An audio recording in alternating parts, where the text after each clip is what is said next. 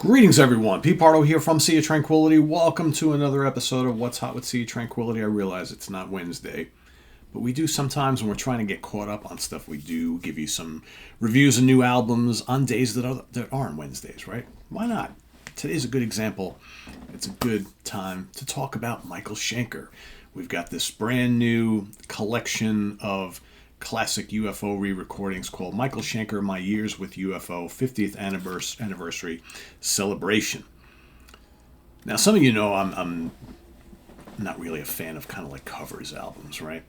Or re-recordings albums. Generally don't really gravitate towards those because, in most cases, the original recordings are the best. Why listen to reimaginations and re-recordings, especially when you're going to do them so kind of close to the originals anyway, right? With Mr. Schenker, I'm a huge fan of this guitar player. And once I kind of saw the track list and the guests that are on this album, I was pretty intrigued enough to pick it up because I'd heard enough good things about it. And I was like, yeah, you know what? It's Michael. Some cool people on here. I'm going to give it a shot. I'm kind of glad I did. So anyway, let's take a look here. And again, these are not going to replace the original recordings from UFO. It's not meant to. But this is a fun listen. Take the CD out. Of course, you got that. Pop the CD back in. I never really looked at the... it's actually kind of cool, that little painting on the disc itself. And what's really cool here is, so there you've got Michael from his early days in UFO. Here is, that's basically Michael when he formed the Michael Schenker group after he left. Right in here on the front, you got kind of current, way back. Not so far way back, but still way back, right? And then the booklet, another rendition of Michael very, very young there as well. And here you got kind of like a timeline, my UFO history, right? So born on January 10th, 1955 in Sarstedt, Germany. Age 9, I started to experiment with guitars. Age 11, I joined my first band, Enervatis. At age 13, I joined Germany's youngest beat band in Hanover named The Cry. At age 14, I teamed up with singer Klaus Meine and started a band called Copernicus. At age 15, I started to experiment with songwriting. Also at age 15, Klaus and I joined the Scorpions. At age 15, I started to record the Scorpions album Lonesome Crow and wrote most of the songs. At age 16, I toured Germany with the Scorpions. At age 17, the British band UFO asked me to join in 1972. At age 18, I wrote most songs on my first UFO album, Phenomenon, released in 1974. At age 19, I went to the USA to tour the States with UFO in 1974. Right? How much he was responsible for writing all the songs on Lonesome Crow and all the songs on Phenomenon, I'm sure will be debated by the folks that were in the band at the time. We know how he doesn't get along with previous bandmates and all that. I get it, whatever. And then here, this continues on. At age 19, I recorded Forced It, released 1975, for which I wrote most of the songs. At age 20, I wrote most of the songs for the UFO album No Heavy Petting, released in 1976. At age 21, I wrote most of the songs for the UFO album Lights Out. Again, probably stretching the truth a little bit. Whatever, we know how Michael is. At age 22, I wrote most of the songs for the UFO album Obsession. 21, Lights Out. Well, at age 23, I recorded the live album Strangers in the Night. At age 23, I helped the Scorpions to record their album Love Drive and wrote and played the guitar melodies to the song Coast to Coast and the guitar melody intro to Holiday, and played lead on many songs and bits and pieces throughout the whole album, which was released in 79. At age 25, I recorded the first Michael Schenker group album to support my extreme devotion to pure self-expression, which was released in 1980. All right, so, and there are other memories and facts, all sorts of other stuff. He talks about how he was asked to audition for the Rolling Stones, asked to audition for Aerosmith, asked to audition for Ozzy Osbourne. Can you imagine if he had landed any of those gigs? Right? Well, the Stones is a bad fit.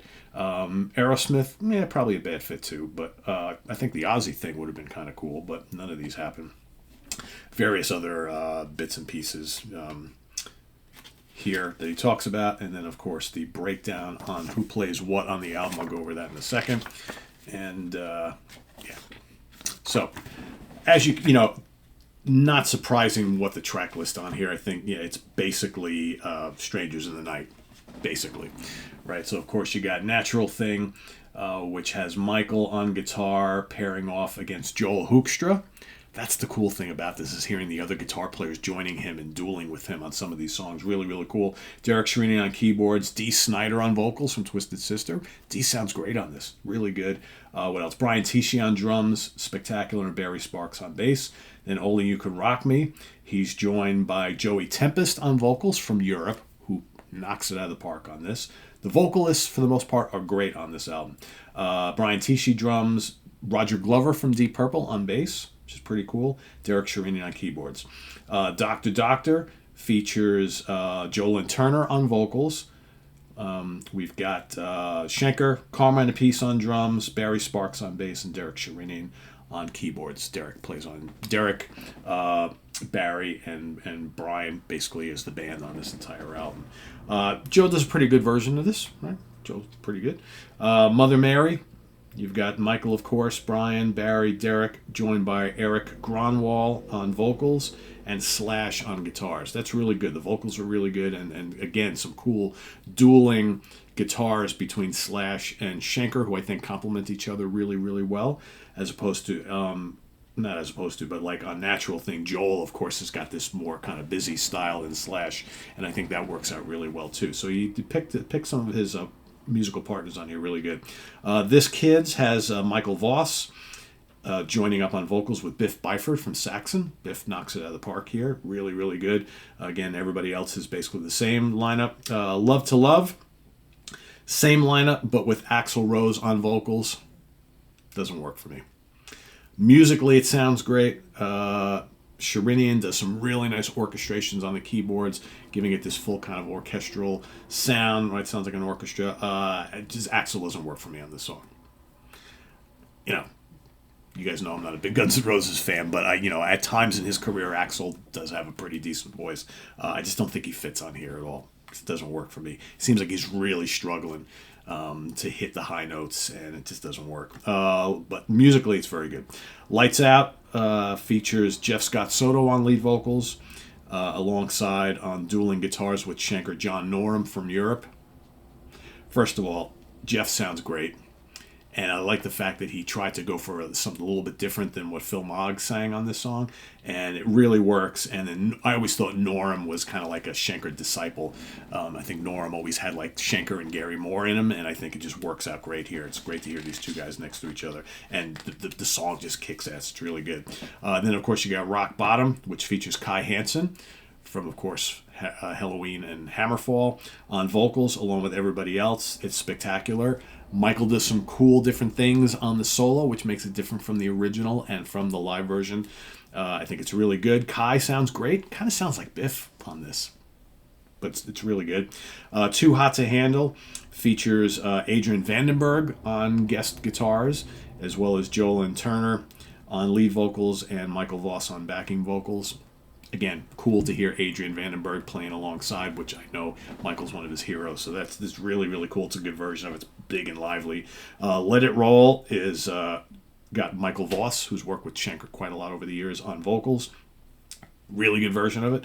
And then Shoot Shoot finishes it all out, where we've got Stephen Pearcy, formerly or currently of Rat, on vocals.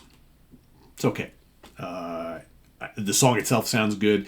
Steven sounds fairly good, but there's a couple little things he does in the song where he's kind of like over-pronouncing things, which kind of rubs me the wrong way. But, again, it's something different, so I get it.